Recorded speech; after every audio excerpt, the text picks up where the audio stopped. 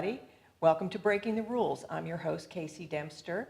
And the message that we like to get across in our show is that just because things have always been done a certain way doesn't mean that you have to continue doing them that way. If they don't feel like they fit your situation or what you're trying to do, maybe you need to step back and re-examine and tweak things and make the rules fit what you're trying to do. So today I have a quote that is very appropriate, I think. It's from Dale Carnegie, and he said, "There are always three speeches for every one you actually gave. The one you practiced, the one you gave, and the one you wish you gave." And when I saw that quote, I was blown away because it really fits our guest today and what we're going to talk about.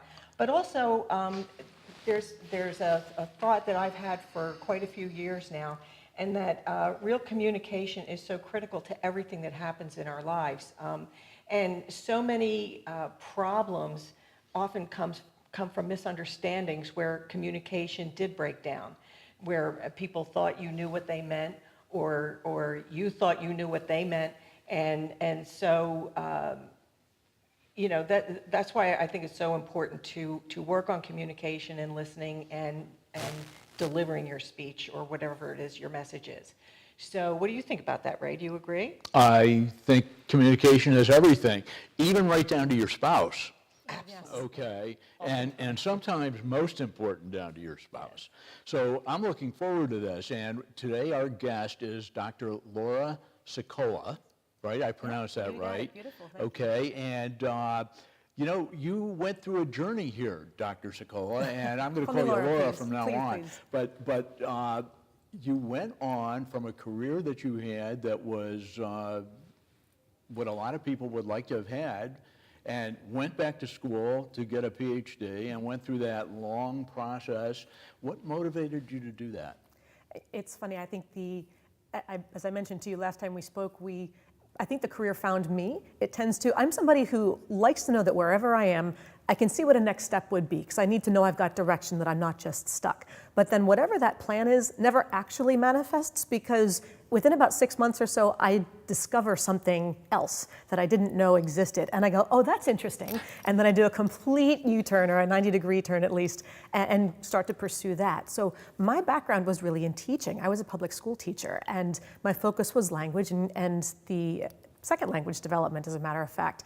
And little by little, I decided I wanted to be I wanted to train teachers instead, to do what I knew I needed to do. And I had never received the training up front that I needed, so I wanted to provide that then to others.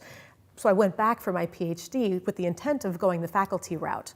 And as I got it, a lot of things popped up, like what is the tenure track actually like at a university if you want to be a full-time long-term faculty member. And I realized, I think there's two kinds of professors. If you hearken back to your university days, your student days, there are professors who are researchers at heart, who also teach classes, and there are professors who are teachers at heart, who also do some research. And I was absolutely the latter. I like to teach. I like to work with people. I love seeing that light bulb go off over people's heads. And the research was sort of secondary. And that, and among a few other reasons, I realized tenure research was really not for me. And a couple of opportunities, because of the nature of the research that I did, which was, my PhD ended up being in educational linguistics. So focusing on language development, cognitive processing, what makes things go in one ear and out the other versus stick. And what are some of the factors that are influencing how we choose our messaging? We have our thought. What's the connection or the disconnect between what we mean and what actually comes out? And then the further disconnect between what comes out and what you hear, right? What you interpret by what I say. Wow. Because that may be missing. Yeah. And that's where the consulting opportunities came in. Well, there's two threads here. Let me take the short one first. Please. We don't want to dwell on this, but I think that our listeners and our viewers ought to understand that it's okay to change direction. Oh, yeah. And, you have to have an informed process to do that, but you were able to see opportunities going into the future, and you weren't afraid to choose the ones that fit you. Let me correct that. I was terrified. I had spent all this time in education, going into expecting to stay in the formal education world, and as I mentioned, there were some other things that showed up, like realizing, A, where the tenure track jobs were.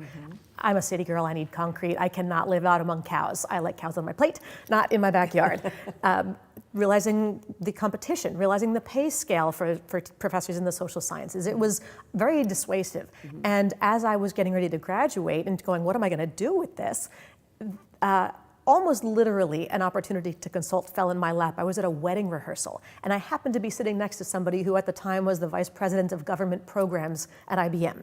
And as I was describing, he asked about my research, so I described it, and he was like, I've always had an interest in that. I had some gut level instincts, but I could never explain it, and I think that's relative to my people. Could you come in and do a program around that? And I thought, sure, I can do that. And so I ended up doing a program that would have, for the amount of money that I made, would have taken me a whole semester worth of teaching a course at a university. And I thought, well, that was kind of fun. It was lucrative, it was autonomous, it was creative, it was intellectually challenging, it was all the things that I wanted. And right about the same time, maybe a month or two later, I had another accidental conversation with somebody who was in the training and leadership development program at Chase. And one thing led to another, and again, I ended up with this 4-month contract at Chase where I went, oh my, it's one of those things where you get the yes and you go, holy cow, what did I just say yes to? Now what do I do? How do I do this? But I realized, okay, I can still teach part-time, so I'm staying in that academic world, but I'm also consulting. And the balance of the two was really great for me. And so the career in consulting sort of evolved out of that, but it was complete, blindfold, dartboard, no cigarette, but otherwise really just figuring it out as I went along. I think, Ray, you call that a strategic byproduct. Oh, well, yeah. Oh, I love that. And a new career was born out Yes. of that. Yeah. Yes. And I think that's good for everybody to know. I Sure. mean, be afraid, but move forward. Yes, yes, that's the definition of courage, right? Feel the fear and do it anyway. Yes. So your new career involves influence? Yes, yes. Now this is 10 years later worth of consulting and career evolving, but yes, it's about leadership, about executive presence and influence. How is it that you take the ideas that you have and you articulate them in a way that gets people to see the genius behind it and get on board, to get that yes, and then work with you to make it happen. So for influence, I think you referred to the 3 C's. Yes, my 3 C's of vocal executive presence, which is the ability to command the room, connect with the audience, and close the deal. That's really the key. Okay, that's something that a lot of people should say to themselves when they wake up in the morning. Give us those 3 C's again. Sure, command the room, which is about your presence and the ability to just have people gravitate, have people sort of be magnetized to you. The second is to connect with the audience. You have to be relatable. They have to understand where you're coming from and have it make sense to them.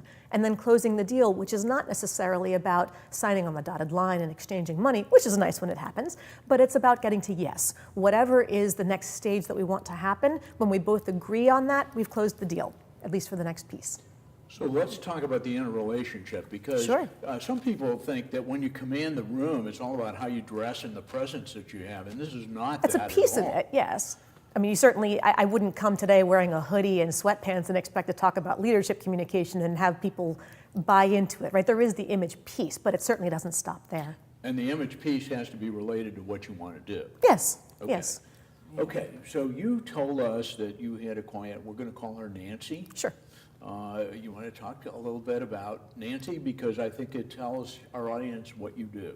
Sure, Nancy was somebody at a Fortune 500 company vying for an executive position. She'd been vying for it for about 2 years, and she was just not quite getting the buy-in that she needed. They knew she was technically great at her job, but it was the presence. It was viewing her as a leader. And what we realized, and this goes to your original quote as far as what you intend to give versus what you actually deliver, and as we started working together on her presence, we realized that when she was talking to her team or talking to peers, she was confident, she was authoritative, she was very commanding, and not in a demanding sense, but in that positive, strong way. But when she had to talk to senior leadership above her or high-stakes clients or to give a formal presentation, the heart rate would kick in, she'd talk faster, she'd try to cram more information to justify everything that she was trying to argue, and she ended up coming across as frantic and very disorganized and very insecure. And all of that was completely undermining other people, the decision makers' ability to see her as someone who could lead. So once we got that under control and helped her to think about her messaging, her delivery strategy, what she wanted to project, and figure out how to do that, within 6 months, she got the promotion. So how difficult was it for her to consciously make those changes? Because sometimes when you're thinking about, I have to do this, I have to say it this way, that also can cause you to stumble. You can, but it's not Simon Says, like, or the pat your head, rub your belly, do this, don't do that, just memorize remote changes. It's more about thinking, what am I doing that's sabotaging myself? Where am I totally shooting myself in the foot? Okay, I don't want to do that, so let's not. That kind of motivational factor is huge in getting somebody to change quickly when they realize what they're doing. So it was not so hard at that point. The biggest hurdle was just recognizing the disconnect. So we did video and some audio recording, and within seconds, instantaneously, she'd watch herself and go, oh my gosh, I sound like I'm 6. Or, oh my gosh, why do I sound terrified of this person? Who is this fearful person on the phone? That's not me. Okay, then who is you? Or who are you? And let's figure it out from there. Wow, that's fascinating. I think we have some more great stories coming, Sure. but I don't want to have to cut you off, so let's go to break now. Okay. And ask everybody, don't go away, and stick around, because I think this is going to be great. So, Perfect. good.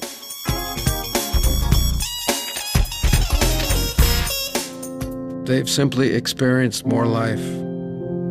If they were human, we would call them wise. They would be the ones with tales to tell and stories to write, the ones dealt a bad hand who responded with courage. Do not pity a shelter dog. Adopt one.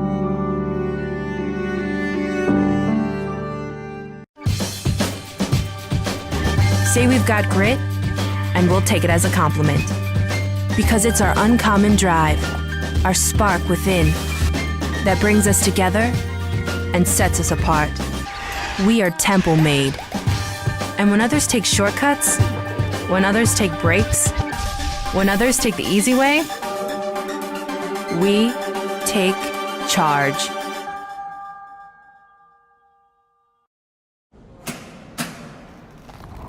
I work 13 hours a day, 6 days a week. So when I'm off the clock, I gotta get stuff done.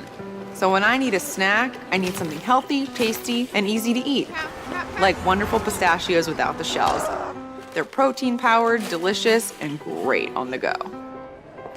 And that's perfect for me. Thanks, Liz. A woman without a lot of time. Whether you're a gourmet cook or just want to eat like one, visit Rostelli Market Fresh, your home for the freshest, locally sourced ingredients to please everyone who loves great food. Our organic meats, quality seafood, and free-range poultry are cut fresh to order. Chefs create culinary-inspired prep foods made fresh every day, which pair nicely with our vast selection of fine wines and spirits. Choose from handmade pastas, artisan cheeses, organic produce, and grocery items, all from the finest purveyors. Rostelli Market Fresh, from our family to yours. RVN TV is a platform for people of any industry to share their story. Over 285,000 viewers are tuning in to RVN TV shows monthly. We guarantee a great experience that you'll be sharing with everyone you know while increasing your personal and company's brand awareness. But what is your brand? According to Forbes, it's a combination of your logo, your product, your design and feel, and your personality. Did you know that aside from being a guest, we offer even more opportunity to boost your brand? Adding your company logo and website on screen during your interview will allow viewers to recognize your brand instantly. Incorporating images and video clips is another great way to showcase your product during your live segment. Let viewers see how good you really are. And most importantly, there's you and your interview. For less than the cost of a newspaper, direct mail, or a magazine ad, you can leave our studio and within 48 hours have a permanent digital copy of your live segment to link to your social media, embed into your company website, or use in email marketing. Investing in your brand is so very important, and we can't wait to have you as a guest.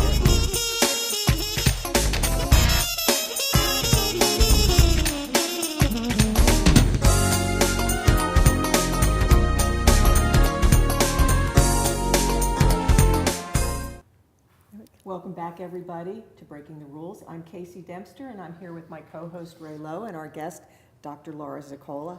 And I just wanted to throw something out there about public speaking, because it is a real Achilles heel for a lot of people.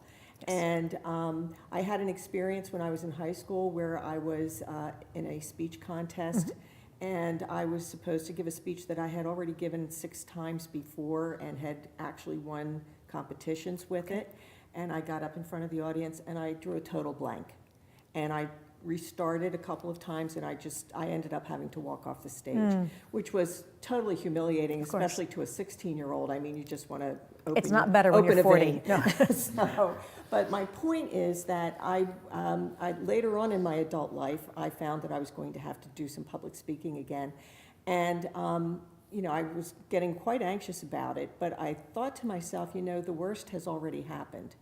So I realized that as long as I felt confident of my information, but also that I knew more than my audience, that I was going to be giving them something that they didn't know, that really gave me a level of comfort and confidence. Is that something that you can share with people? Because I've tried it with my own son, who hates public speaking, and he kind of brushes me off. And how old is he? Well, now he's 42. Oh, okay. But he's still I was kind going of to say, mine's shrugs it 16 off. and he does that too, but it's different. Yeah, it doesn't change right away. Well, this concept of fear, you know, that you talked about when you jumped off the edge. And, Sure. And obviously that's got an impact on the story that you told about a woman who did fine when she was talking to the people who worked for her, and then all of a sudden when she had to talk to her bosses. So how do you conquer that? What do you do? So in part, I think I can answer both of your questions at the same time. When I work with people on the public speaking piece, there's a 4-word secret to confident public speaking. Okay. And that mantra that you have to remind yourself is, it's not about you. Most people are not afraid of the speaking part in public. They're afraid of public judgment. They're afraid of public scrutiny. But when you think about it, if you're, like right now, if I'm the one in the hot seat here and you're the audience, you're not sitting here watching me going, all right, she's a speech person, she's a coach, let's see if she practices what she preaches. I'm gonna sit here with my imaginary red pen and ding her for every mistake she makes, right? You're not trying to just wait for me to mess up. You're hoping that we're gonna have a great conversation, that I'll be a good guest, that you're gonna get something out of it, that your audience is gonna love it. You're rooting for me, and anybody who's tuning in here is hoping for the same thing, right? I'm spending time here, I want them to give me a great experience. I wanna learn something new and interesting. And your audience in any context is hoping the same thing. They're rooting for you to be great.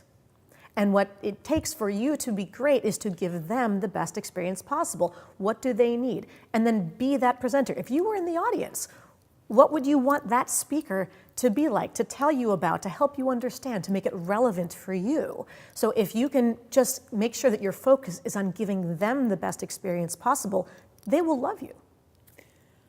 That sounds easy. It does, doesn't it? So why don't we do it? Okay. Because we don't think about it in those terms. We think about it, we go into the what if spiral of death. The what if I mess up? What if I draw a blank? What if I make a mistake? What if I forget something?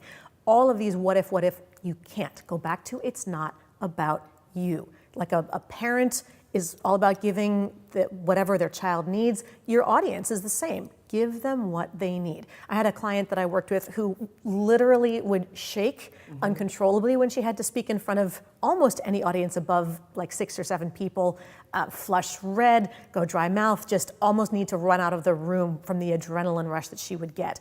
And when I said that to her, the 4 words, it's not about you, and I explained it, she stopped and she went, I can do that. It was just like everything changed. Now, she still gets the adrenaline rush and we're working on other things, but it's a whole different mindset. Like she doesn't feel like she wants to crumble to 1,000 pieces and quit her job because of the fear. And I mean that quite literally, the fear, oh my gosh, I have to speak in public. I think I just need to quit my job. Yeah. Now it's like, I still don't love it, but I know that I can do this. That's key. So the preparation is important, understanding your audience and The understanding mindset and the preparation, but the two Yeah. together are really 2 sides of the same coin. Yeah. And now you mentioned one time something that you called the blind spot. Tell us about that. Sure, and that goes again back to your terrific quote from Carnegie in the beginning, which the blind spot is that gap that we all suffer from, and it's the gap between how we want to come across, how we think we come across, and how we actually come across. That we think we want to come across as charismatic, as warm, as knowledgeable, and we don't realize that we're talking too fast, or we're talking above someone's head, or we sound condescending, and that's the gap that until you start to realize, ooh, your intention is not your execution. So you're going to keep falling in, and you're going, why don't they love me? Why aren't I getting the yeses that I want? Great. Exactly. Why don't they see how great I am? Well, because you're actually not coming across great, and until we fix that, until we take those blinders off of you, and you go, oh, yeah, then we can start to close that gap, and then you'll get better results. Yeah.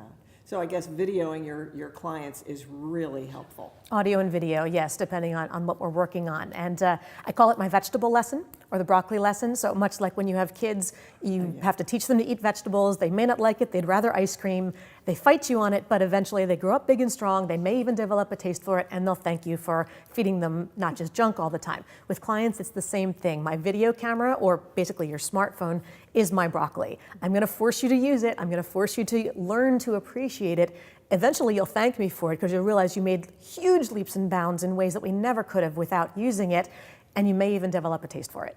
That sounds great. I like broccoli, but I See? didn't have it as a child. I hated it as a kid, but Yeah. I learned to like it later. Yeah. This is absolutely fascinating. So you also talked when we were having kind of our preparation meeting about the expert's curse. Yes. Yep. The expert's curse is something that we've all suffered from at some point, where we know so much about our topic that we have a hard time wrapping our heads around the idea that somebody else can't understand some of these basic concepts, or that they don't already know it, or that they want all these details because all the details in the data will make sense to them. And usually that's when you watch your audience's eyes glaze over, or you realize under the table people are starting to check out their smartphone because you've totally lost their interest and their attention, so they're entertaining themselves some other way. So being able to back out and say, my audience needs this information, wants this information, and does not need and does not want and will not be able to use this information. When you're able to better balance that, that's when they go, oh, and you see that light bulb connect. That's part of that connect with the audience piece. Right, and I've had experiences where I've been talking with people and they start throwing around acronyms. Oh, yes, alphabet that are part soup. of their industry, and I feel stupid because I feel like I should know what they mean, and that's really not the case necessarily. Sure. So there's a whole lot going on here. So we're talking about with our experts curse here about dumbing down your language to Let's suit not call your it dumbing audience. down it. Let's call it modifying, because you're not talking to them like Or they're stupid. Making it more basic. Yeah. And then let them ask you for what more they need. Sure. We're also talking about giving our audience what they need to hear. Now, it seems to me that this is a lot in preparation of what your speech is and your content and everything else. Sure. But then we have our physical presence too. Yes.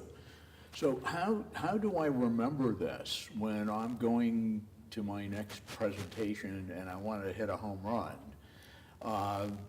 Do you have a process that you go through, or what do I need to think about when I do this stuff? When in doubt, start by setting a goal. For that event, what result do you want? How do you want people to see you? What do you want them to leave thinking about or ready to do? And then work toward that as far as deciding how you want to dress, what kind of language you want to use, how you want to present yourself and present your arguments, etc. If you don't have that planned goal before you start, as the expression says, if you don't know where you're going, any path will do. Right. So you want to make sure that you start with that end in mind. And this works for a job interview, it Yes. works for a major presentation. Absolutely. It works for just conducting a meeting in your office or a telephone conversation or something like that. Sure. I mean, I do trainings for C-level executives, and I do trainings for high school students. Maybe corporations will do mentoring programs with high school girls or something like that. And the way I dress is going to be a little bit different for one versus the other. Is it a full suit, or is it jeans and a sweater, or maybe a blazer and a t-shirt underneath it or something? So that balance between approachable and still professionally respectable, et cetera. My posture might be different. Here we're sitting in this interview space, so we're on couches, kind of upright, good posture. If I'm talking to a couple of kids, I might lean over and just have a conversation a little bit less formal. It's still me, but and at home I've got a 2-year-old. I don't talk to him like this. It's very believe it or not, and it would not work in either way. If I talk to you like I talk to him, you'd be like, who invited her and why, and when's the segment over? But so you adjust, but it's all you. You have to still be authentic, but recognize which parts of you need to shine at that time. This has been absolutely amazing, and I can't believe how the time has flown by. Thank you so much for coming, and we may be inviting you back because I think there's a lot more going on that you can share I with would love us. to be. And Ray, any final?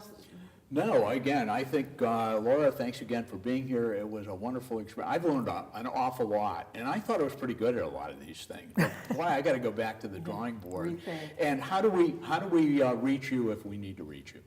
You can just visit my website, www.vocalimpactproductions.com. And actually, to your question a minute ago about how do we prepare, if you go to vocalimpactproductions.com/free gift, you can download a 10-point checklist. Do you speak like a leader? It's great food for thought just in getting ready for that next big meeting or presentation. Cool. Great. Thank you so much. Thank you. And thank you all for watching. We'll be back next week for Breaking the Rules on Tuesday at 10 a.m.